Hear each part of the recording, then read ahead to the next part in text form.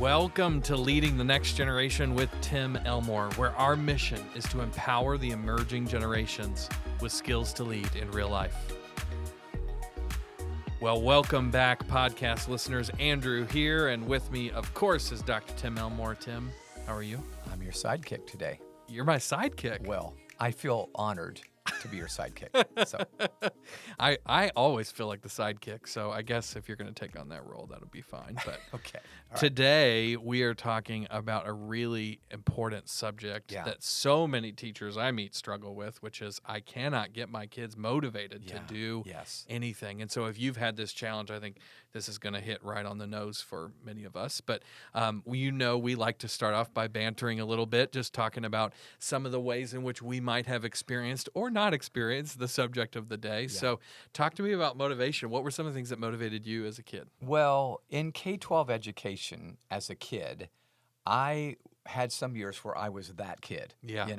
I wasn't too motivated. I was a little distracted, looking out the window, wanting to go play kickball or whatever. So, my teachers used a variety of stunts to motivate me. I love that you called them stunts. Yeah. It was the carrots and sticks. Carrot is positive, stick is negative. Yep. But both worked on me at some point. But money, bribes, teacher's affirmation, good job, clap, clap, clap. But my favorite was Mrs. True was her name. She gave us creepy crawlers if we had memorized the stuff we were supposed to memorize. Like that old candy? Yeah. No. I'm way back. I'm sorry. 2 generations older than you. Okay.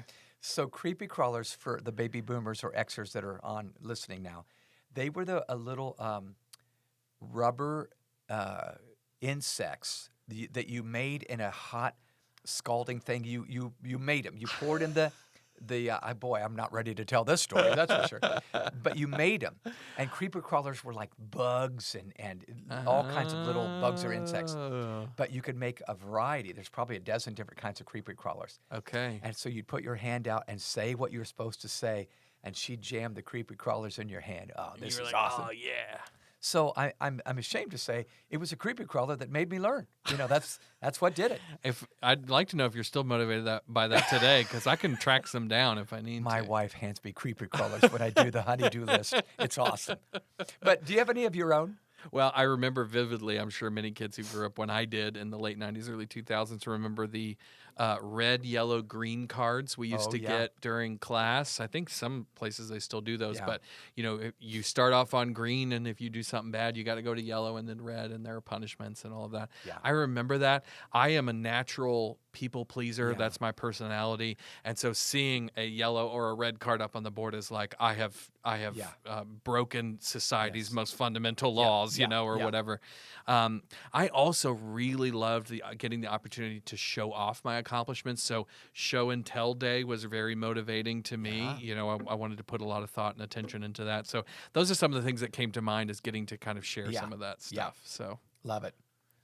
Well, today we're going to talk about motivation. We're going to talk about being on the other side of it, where the teacher, the parent, the coach, the educator, the administrator, who may be struggling just a little bit to motivate the kids in our day, which would be Generation Z and the Alpha generation children. Yeah.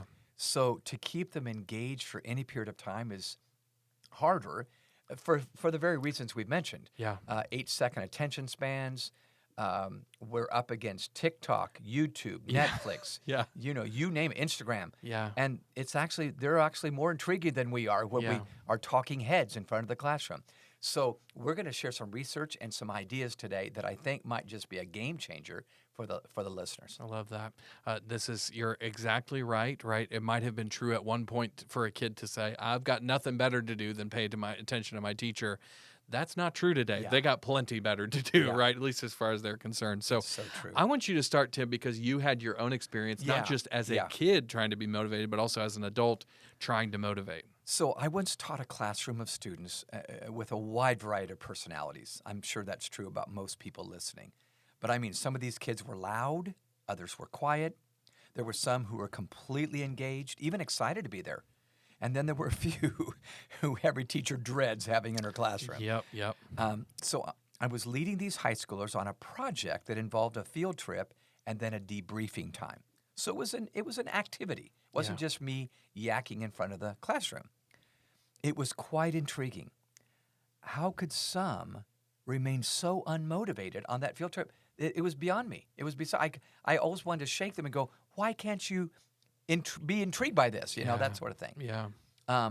I don't think a stick of dynamite that day could have moved them from their I couldn't care less. Metaphorically speaking. Apathetically. Anyways, That's yes. right, yeah.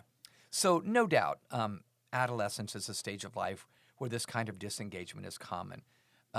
Many just don't get inspired by any adult in their life because they so love the world with each other that they have online. Yep. It feels like whether it's perceived or real, and I think it is real, it feels like that's happening more and more today. Yeah. So in my experience, when the grades were given, the disengaged students did as I expected. They didn't engage, nor could they articulate what they'd learned or how the experience impacted them. And what's more, they didn't even seem to care. It's just their grade meant very little to them. So as I hear you you're a little bit huffing and puffing as you're talking through this, because I think what you experience is what a lot of teachers experience, which is trying to motivate unmotivated kids is exhausting, right?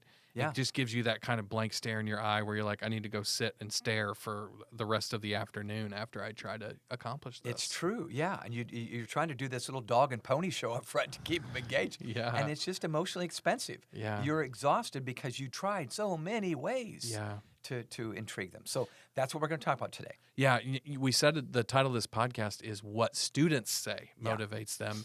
And what we want to get to is, and you've got some research to back this up, what is it that students say actually motivates them? It might not be what we think it is. It's true. So if you were to ask me what's motivating for students in the classroom, I probably would have guessed a passionate, motivated teacher. That's what I've tried to be.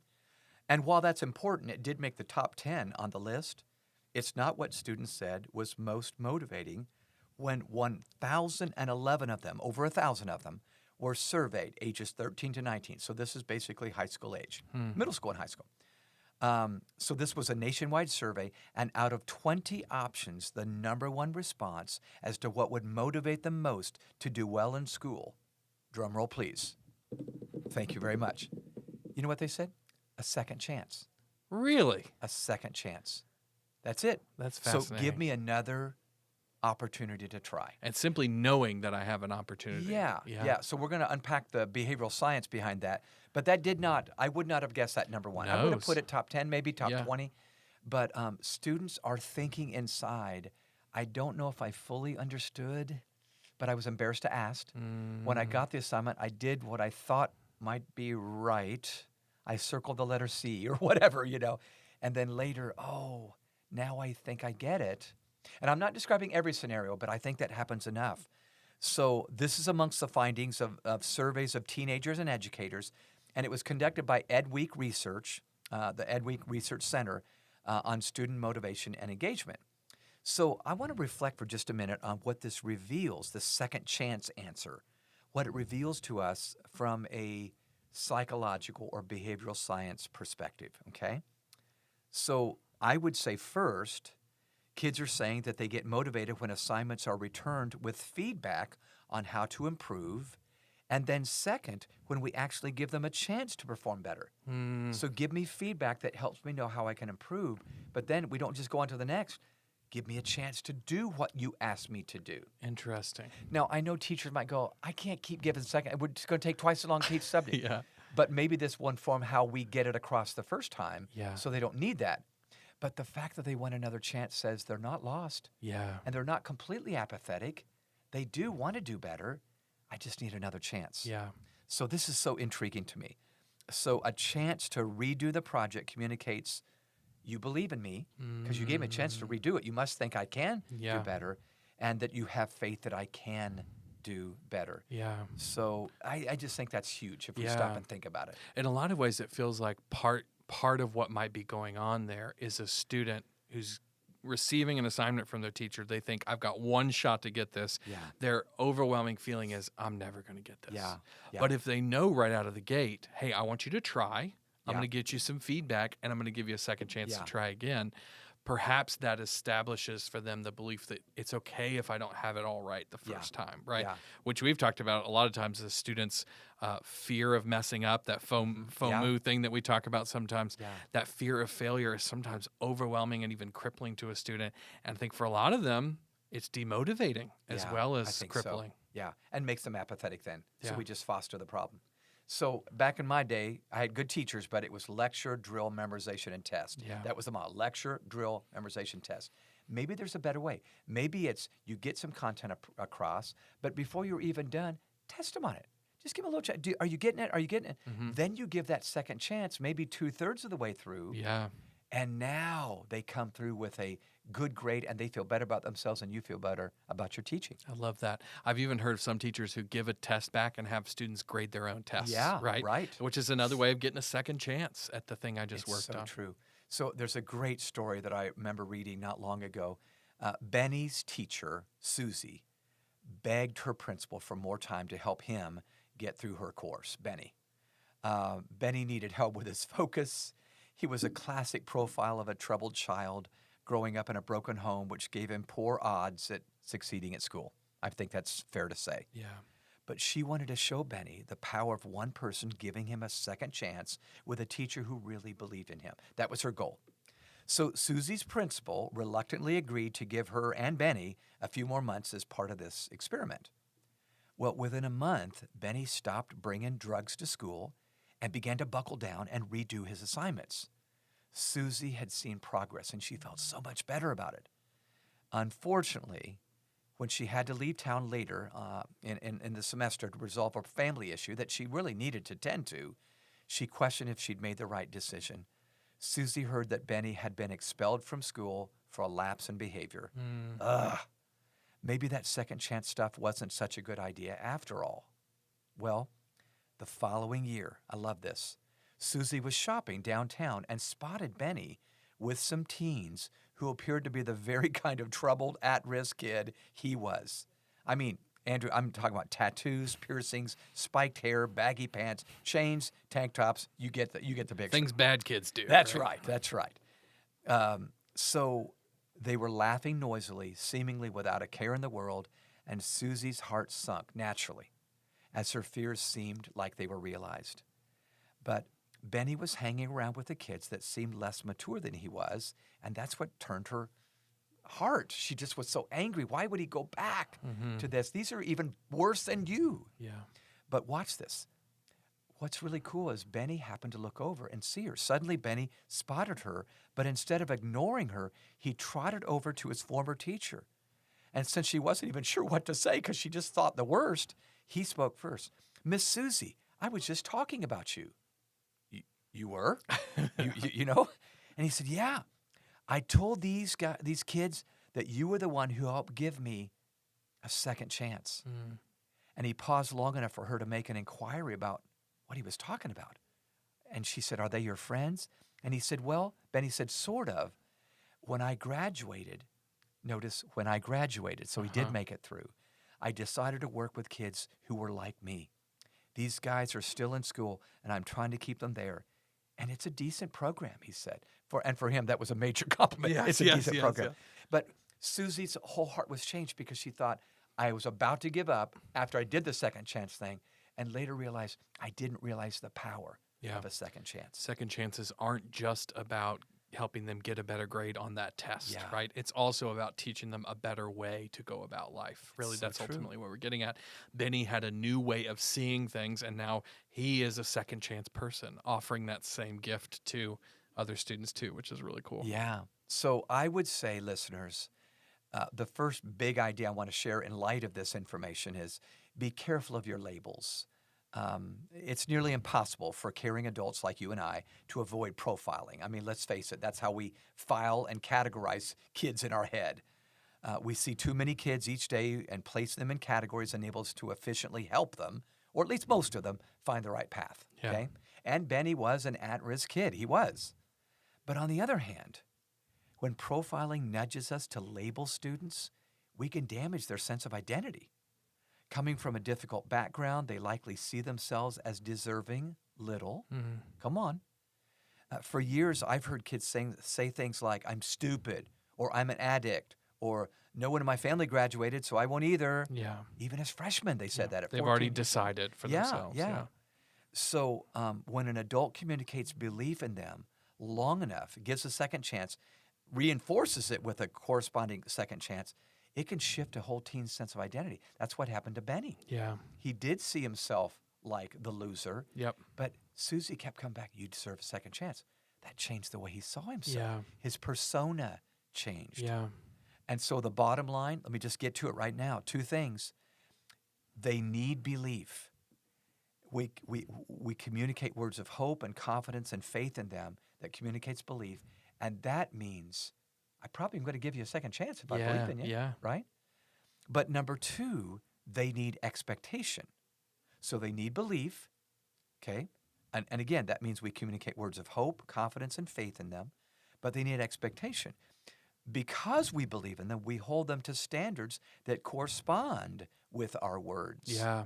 So just one without the other is incomplete. If I say I believe in you, but I don't expect much, the words seem hollow. Yeah.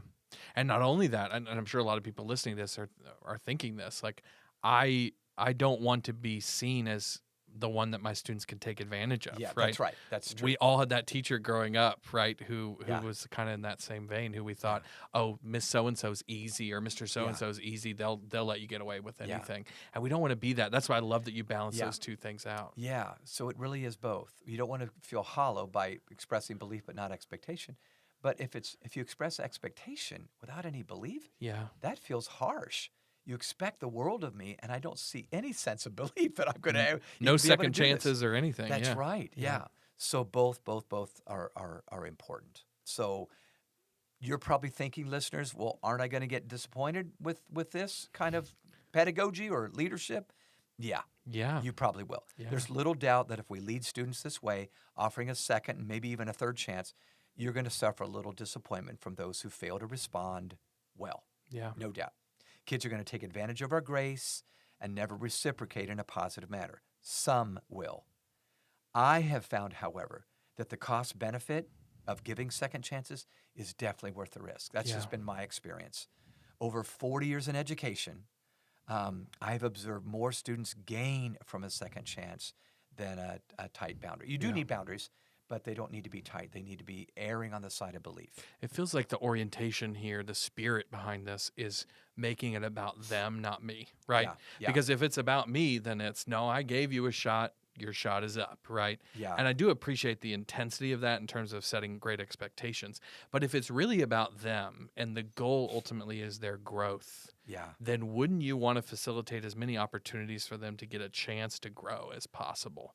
Right? And if that's kind of our attitude and our heart and we're pointing that direction, I think that gives us the best chance to succeed. Well, Tim, this has been great so far. I want us to get to some answers, and that's where we're going next. But before we do, let's take a quick break. Hey guys, Andrew here. I'd like to talk to you about our curriculum, Habitudes for Social and Emotional Learning. Growing up in a post-pandemic world means that many students today are facing new challenges and often don't have the social and emotional skills to handle it all. When students possess skills like self-awareness, impulse control, empathy, teamwork, and responsible decision-making, they're prepared to not only survive, but succeed inside and outside of the classroom. Habitudes for Social and Emotional Learning comes in both middle school and high school versions and presents a fun, image-based pedagogy designed to delight and challenge your students. Find out more about how you can get Habitudes for Social and Emotional Learning to your school by going to growingleaders.com/SEL. All right, Tim, we're back. We've been talking about the power of second chances, and I want you to dig a little bit deeper and start to give us some ideas of what are some practical ideas for how we might apply this to our leadership? Good, yeah. So there is power in a second chance, and power can be both negative and positive. Yeah. So I want to talk about the benefits and the price tags of a leader who offers a second chance to a teen, okay? Second chance programs, for instance, we've all heard of those, I think, help youth who are or were incarcerated to reenter society and pursue their educational goals. I'm glad those programs are held in youth detention facilities. In particular, prison education programs and the Second Chance Pell program increases access to higher education, which is really cool.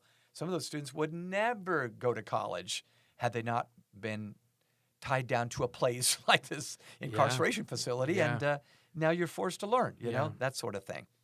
A teacher, coach, parent, or administrator plays a role in this sense of changing the identity of a kid. Yeah. So herein is the power of second chances. This is a simple tip, but it's worth periodically reminding yourself. Students, particularly those who may misbehave often, face struggles when they're not in the classroom. Yeah. That's probably why they're acting out. There's a good chance of that. You go home and it's not a safe place. Yeah. So because of that, students should almost always be given a second chance to get their behavior in check. Yeah. You may be the only chance. I don't think Daddy is there, and if he is there, he's not given a second chance. Yeah. He may be given a belt. Yeah. So I'm just keeping it real, folks. Yeah. So let me offer now some practical steps as we kind of tie ribbon around this that I want you to consider as you listen. And if you're able to jot them down, they're not hard to understand, but boy, they're profound if you practice them. All right, so here's some simple steps. Yeah, let's do it. Number one. The first thing I would say, and it is one on this list, is be mindful of a student's struggle outside of your environment. Yeah. We just talked about that. So make sure you're considering what might be happening before they get to school. Yep. Are they acting out from the very get-go in that day? Yeah. What are they going back to? Is it no food? Yeah. Maybe it is. No sleep. Or no sleep, or no affirmation, no love. Safety. Yeah. Yeah. That's going to affect their engagement in the classroom. Yeah. Number two, step into their shoes. So this is slightly different than number one. Try to understand.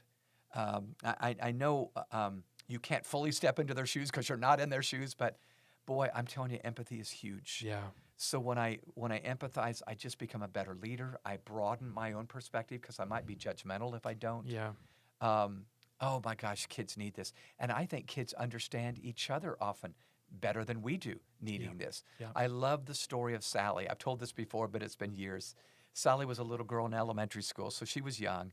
But she asked her dad if she could go play with her neighbor. And he said, well, he looked at his watch. I want you to be home by 6 because that's when we're going to have dinner. Okay, Dad. Slams the door, goes next door. Well, 6 o'clock rolls around. Sally is not there. And Dad's getting a little mad. Yep. 6:05, 6:10, 6:15, 6:20. Sally kind of strolls through the front door. He is not happy. Yeah. And you can imagine what he's thinking. You did not obey my command. You and know? worried probably too. So he asks, didn't you hear me talk about 6? Oh, yeah, Dad, I did. But my friend's doll broke. Mm. And he's thinking, that took 20 minutes, to fix this one. And so he said, oh, so you helped her fix it? And I love Sally's response. She said, no, I was helping her cry. Mm. That's, I think, what sometimes students need from their teacher. Yeah. And it is both stepping into their shoes from asking, what is their home life like? But it's also like, what is it like to be in my classroom, right? What is it like to hear my instructions? What is it like to feel like my teacher doesn't believe in me, as so many students do? Right. And we can put ourselves in that shoe and really experience what it's like to be on the other side of us. That's important. It's true. Yeah. And you may be the only one, listeners, the only one in their life. You don't know. All right. Number 3. Ask, listen, and empathize before you guide. We talk about this a lot, Andrew, you and I. It's just a simple acronym, but ask, this is a leg, okay? Ask questions instead of tell. When you ask questions, they feel important. Yeah. Listening helps them feel heard. Yeah. Empathizing helps them feel understood. Even if you can't completely step in their shoes, they feel a little more understood when you go, oh, I bet that made you feel awful. Now, you need to get to the guidance, but you do those 3 first. You've earned your right at the heart level to offer the guidance. I love that. And it's not your badge or your title. It's your heart that's led them. I love it. So number 4, reflect on the true motivation of disruptive behavior. We talked about this earlier.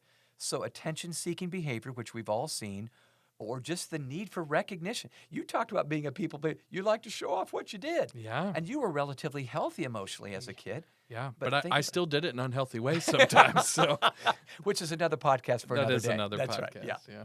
So just reflect on the true motivation of this behavior, disruptive behavior. Yeah. And then 5, and the last one I want to offer, these are all common sense, but boy, we forget them. Number 5 is remember the power of every word of encouragement. Don't lower the impact of your understanding of just one word of encouragement. You might have thought it was flippant in the hallway, didn't mean anything. You know what I'm thinking of? That experiment that took place, I think it was at least 3 decades ago, but it's just as real today. I believe it was at Stanford University. Students were lined up in this experiment to stand barefooted in a bucket of ice water. Not a fun thing to do. And they were measuring how long they could stand barefooted in the bucket of ice water. Wow. But then they had different variables. Do you know what they discovered?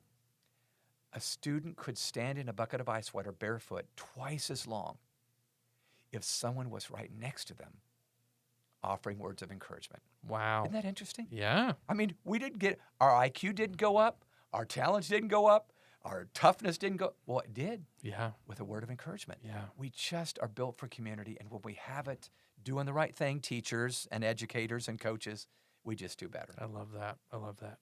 Well, Tim, this has been awesome and very, very powerful. I think there's a lot of people listening to this who are maybe going to reflect and go, what kind of leader am I really being? Am I a second chance leader, or am I a hard-nosed whatever kind of thing? There's a time for that, certainly. But man, if we could have the spirit and the attitude of this kind of leader, it'd be incredible. I want you to close by telling, I think it's one of you and I both's our favorite stories of a leader who did this beautifully and the amazing results that came because of that. So please. There's a retired principal from Lincoln High School in Walla Walla, Washington, that I love telling the story of. He is retired now, but boy, when he was active in his last assignment, he asked to become principal of Lincoln High School. His name is Jim Sporleader, and Jim asked for this assignment, which isn't odd. When you have tenure, you can ask for things, but it was not a high school anybody else wanted to go to. It was the alternative high school in that school district. So everybody knows, if you know education, alternative high school means it's that last chance high school, you know, where quite literally 3 strikes and you're out. But he asked to do it because he thought, I want to end my career doing the most good I can for the most needy of students, the ones that are at risk academically, socially, etc. So he decided in his first year, Andrew, to completely change that discipline. School discipline was leveled against students. He decided, first of all, instead of the AP, the assistant principal doing it, he would do it. Wow. The AP said, sure. Yeah, no problem. No. Take it away, Jim. Yeah. So Jim handled it, and so he asked teachers, send him to the principal's office, literally to the principal's office, and I'll handle it. And then he decided a completely different strategy he would use to see if it would do any good. And boy, did it. Let me begin by saying Lincoln High School was known for a horrible track record in terms of suspensions, disciplinary, in-school suspensions, ISS, and then detentions. It was just, you can imagine, these are kids that are at risk. When he led in this new way, suspensions dropped 85% in 1 year. Not 8.5. That would even be good. 85%. So may I tell you what he did? Please do. When a student was sent to his office, let's just say, for an example, dropped an F-bomb in class, which was a no-no at Lincoln, the teacher would send him to the office. You can imagine this teen, often a male teen, was just wreathing with anger. Just, oh my God, looking for a fight. In fact, knowing I might get in a fight in the principal's office. And that'd be fine with me. So he's swaggering down the hallway, walks into Mr. Sporleader's office, shuts the door, often slams the door. Jim wouldn't say a word. He would stand up from behind his big walnut desk, and he would motion for the student to have a seat. Very politely, very courteously. So the student would slouch down in the seat, and Jim wouldn't say anything for about a moment or two, just to make sure emotions were subsiding after a little time. Then he would get up from behind his desk, walk around to a chair that was probably 10 feet away, not much. And he would lean forward and say to this teenager that just completely broke a rule, he would say, wow, what just happened in there? That doesn't sound like you. You see how he had an identity that was better than what happened? That doesn't sound like you. Are you okay? Is there anything happening at home maybe? Is something going on? Jim would report almost every time the kid would just break down emotionally, maybe cry. But he would acknowledge, Dad just left. Or Mom's on crack. Or my sister is being sexually assaulted by my uncle or something like that. Horrible. But that was the problem. The F-bomb wasn't, I don't like this math equation. That was not the problem. It was unrelated. But Jim would get to the issue. And he wasn't a psychologist. He was a leader, a school leader. But the way he led with belief and expectation, this doesn't sound like you. Yeah. I'm giving you this feedback because I have high expectations and I know you can do it. So they would just talk then, and he formed a connection. So he wasn't thinking control, he was thinking connect in that principal's office. Yeah. Now, Jim would admit, I did have to issue an ISS, an in-school suspension. But it was done out of kindness and redemption. Yeah. And Jim said, what blew me away is not only dropping 85% of the suspensions, but he said the kid would often go back to his classroom and apologize. Wow. Without the prompting of any adult. That is the transforming leadership that I think we need to offer, but it begins with second chance thinking. That's awesome. Tim, thank you so much. I'm sure there's lots of leaders who are watching this and thinking, oh my gosh, how am I going to get my students motivated, right? Am I going to do the dog and pony show? Am I going to get technology in the classroom? You know what? You can do all of those things, but if you really want to motivate your students, give them a second chance. Yeah. Communicate that you believe in them and you have high expectations. So thank you, Tim. That was awesome. If you are looking for ways, listeners, to utilize a tool to build some of these really important skills we've been talking about in your students, we just want to commend our tool Habitudes to you. If you don't know about Habitudes, they are simply images that form leadership habits, and attitudes. We use pictures and stories and metaphors to communicate really important social and emotional concepts. If you want to find out more about how you might be able to use this tool, Habitudes, you can head on over to growingleaders.com/SEL and try out a free sample. Again, that's growingleaders.com/SEL. Well, as always, if you want to rate this podcast, give us 5 stars on iTunes or wherever you get your podcasts. We would greatly appreciate it. If you want to share this episode with a friend, we would highly encourage you to do so and be very thankful. And then if you want to connect with us online, we are at Growing Leaders and at Tim Elmore, pretty much everywhere you are. Finally, if you have ideas for this podcast, maybe a topic you think we should cover, or perhaps a person you think we should interview, we would love to hear those ideas. Just shoot them over to podcast@growingleaders.com. We love getting those. Tim, thank you once again for challenging us to rise to the occasion and give out some second chances. Thank you guys for listening. Go out and lead really well, and we'll see you next time.